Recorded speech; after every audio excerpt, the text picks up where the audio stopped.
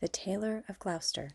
In the time of swords and periwigs, and full-skirted coats with flowered lappets, when gentlemen wore ruffles and gold-laced waistcoats of paduasoy and taffeta, there lived a tailor in Gloucester. He sat in the window of a little shop in Westgate, cross-legged on a table from morning till dark. All day long while the light lasted, he sewed and snippeted, piecing out his satin and pompadour and lute-strings. Stuffs had strange names, and were very expensive in the days of the Tailor of Gloucester. But although he sewed fine silk for his neighbours, he himself was very, very poor. He cut his coats without waste, according to his embroidered cloth. They were very small ends and snippets that lay about upon the table. 2 narrow breadths for naught, except waistcoats for mice, said the tailor.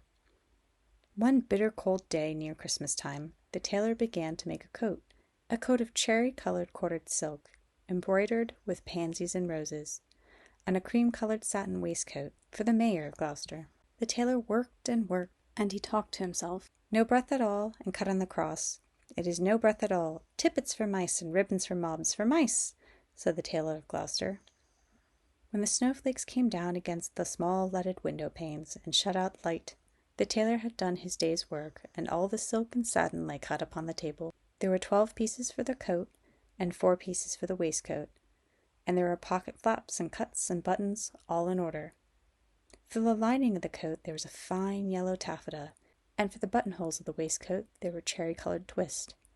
And everything was ready to sew together in the morning, all measured and sufficient, except that there was wanting just one single skein of cherry-coloured twist silk. The tailor came out of his shop in the dark. No one lived there at night but the little brown mice, and they ran in without any keys. For behind the wooden wainscots of all the old houses of Gloucester there are little mouse staircases and secret trap-doors, and the mice run from house to house through those long, narrow passages. But the tailor came out of his shop, and shuffled home through the snow, and although it was not a big house, the tailor was so poor he only rented the kitchen. He lived alone with his cat. It was called Simpkin. "Meow," said the cat when the tailor opened the door. "Meow." The tailor replied, "Simpkin, we shall make our fortune, but I am worn to a ravelling. Take this groat, which are our last 4pence, and Simpkin, take a china pipkin, but a pennyworth of bread, and a pennyworth of milk, and a pennyworth of sausages. And oh, Simpkin, with the last penny of our 4pence, buy me 1 pennyworth of cherry-coloured silk.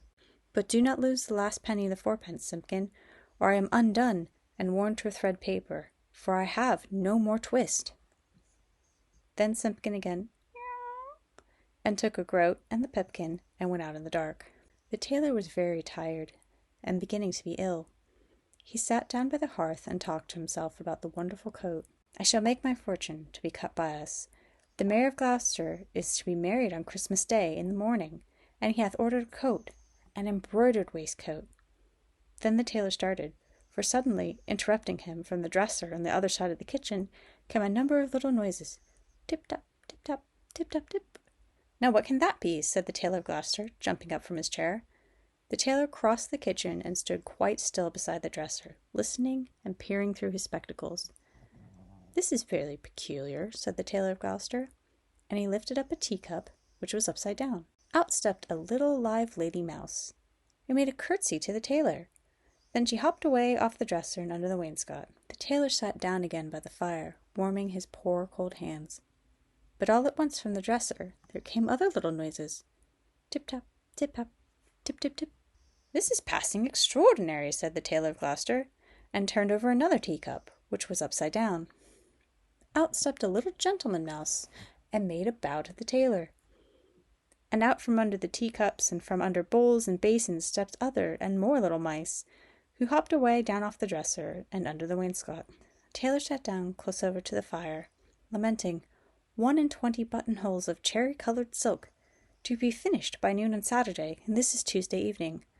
Was it right to let loose those mice? Undoubtedly the property of Simpkin.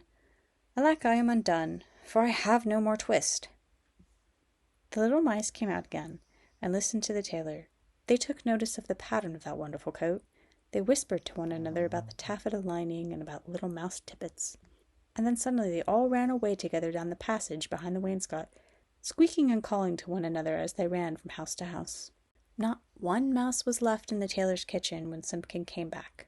He set down the pipkin of milk upon the dresser and looked suspiciously at the teacups. He wanted his supper of a little fat mouse. "Simpkin," said the tailor, "where is my twist?"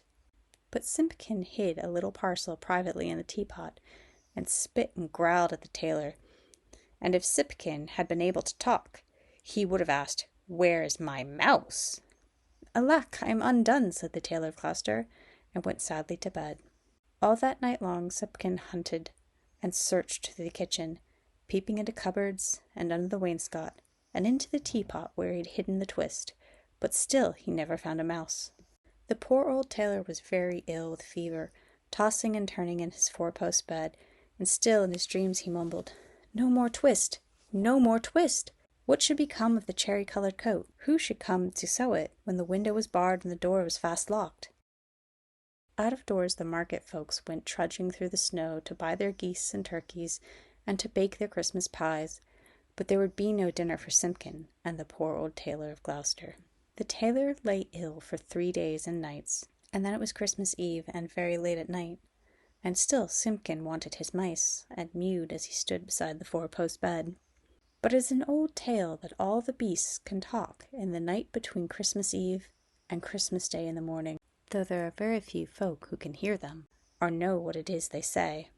When the cathedral clock struck 12, there was an answer, like an echo of the chimes, and Simpkin heard it, and came out of the tailor's door, and wandered about in the snow. From all the roofs and gables and old wooden houses in Gloucester came 1,000 merry voices singing the old Christmas rhymes, all the old songs they had heard of, and some that I don't know, like Whittington's bells. Under the wooden eaves, the starlings and sparrows sang of Christmas pies, the jackdaws woke up in the cathedral tower, and although it was the middle of the night, the throttles and robins sang, and the air was quite full of little twittering tunes. But it was all rather provoking to poor hungry Simpkin. From the tailor's shop in Westgate came a glow of light, and when Simpkin crept up to peep in at the window, it was full of candles. There was a snippeting of scissors and the snappeting of thread, and little mouse voices sang loudly and gaily. 24 tailors went to catch a snail. The best man amongst them durst not touch her tail. She put out her horns like a little collow cow. "Run, tailors, run, or shall have you even now." Then without a pause the little mouse voices went on again. "Sieve a lady's oatmeal, grind a lady's flour, put it in a chestnut, let it stand an hour."